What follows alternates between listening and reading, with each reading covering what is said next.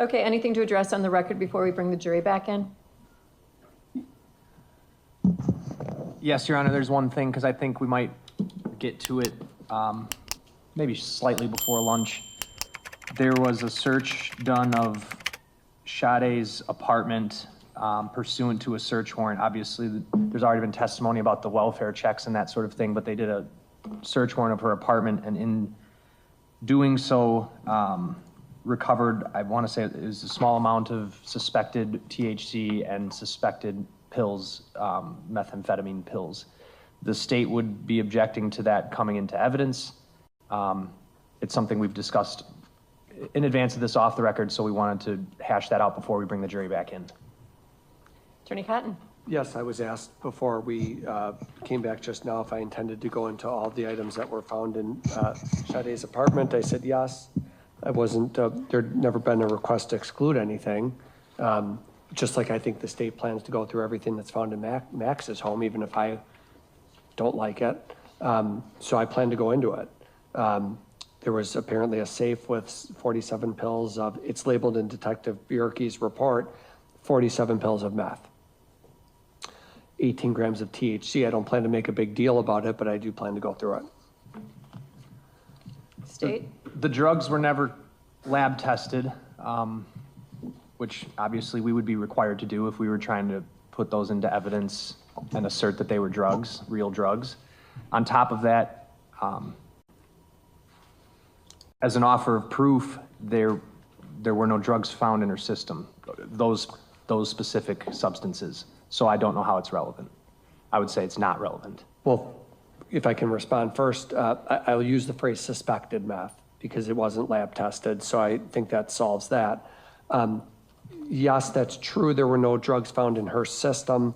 I think what you'll learn when you sit through this trial is the reason for that obviously has to do with more the dismemberment than anything else and the loss of blood.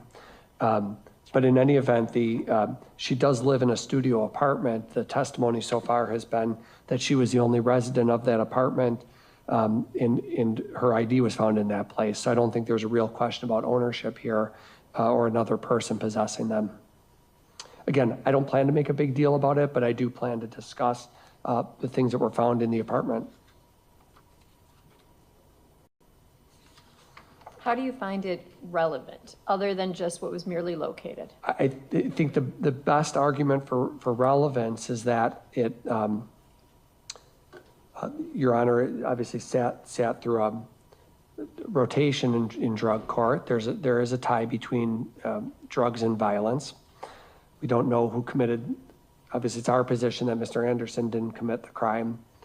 And I think that somebody who is involved in, I don't think it's unreasonable to suggest that somebody who's involved in purchasing meth or suspected meth, whatever that is, that drug, could potentially expose themselves to bad elements in our community. It's not a legal drug. It's not something you can purchase at a store. That would obviously put her in contact with people who are illegal drug dealers. Those people do often are armed and violent people. That's sort of common knowledge and something this court has presided over. Again, to be clear, I don't plan to go beyond that and inquire of witnesses who is her supplier, how did she get them. I don't have any knowledge of how she got them. I simply would know that a person would get meth from an illegal source, a drug dealer, and that would create the possibility that Sade was connected with bad elements in our community, and that could be an alternate explanation for how she came to be missing. Any response? Just that, just to add one thing, that they're at her apartment and there's no, she leaves her apartment, she's not, so there's no evidence that she had any drugs with her either. So that would add to them being not relevant. So it's always a concern when we cut away the truth, right? Whenever we're asked to tailor the evidence, it's always a concern. Relative to this matter, the first inquiry has to be relevance under 90401. The defense has indicated that the admission of the items could potentially be part of the defense, that they intend or anticipate arguing. Based on that, I think it's a concern to preclude the defense from having the ability to move forward with their defense. And I'm going to find under 90401 it's relevant. As to admissibility, the state has already introduced evidence through other witnesses that there were at least 2 searches already conducted prior to the search warrant, if not more. There's already been evidence relative to the fact that the apartment contained her identification, that it was a studio apartment, that it was messy but not apparently ransacked, that clearly at this point in time that evidence is admissible. The last analysis has to be under 90403, a balancing of probative value versus prejudice. And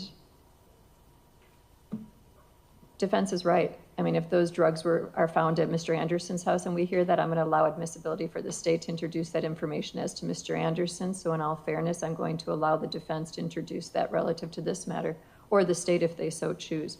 I am finding that the probative value will outweigh the prejudice, and I am going to allow the admissibility of that information. Of course, the fact that the drugs were not tested, either the questioning can be, were these suspected drugs, or on cross or counter, it can be gone into that those drugs were never tested, and there is no proof as to specifically what it actually is. And I'll allow that to be done through the means of questioning. Okay, anything further? No, thank you. No. Defense? No. Okay, we can bring the jury in at this point.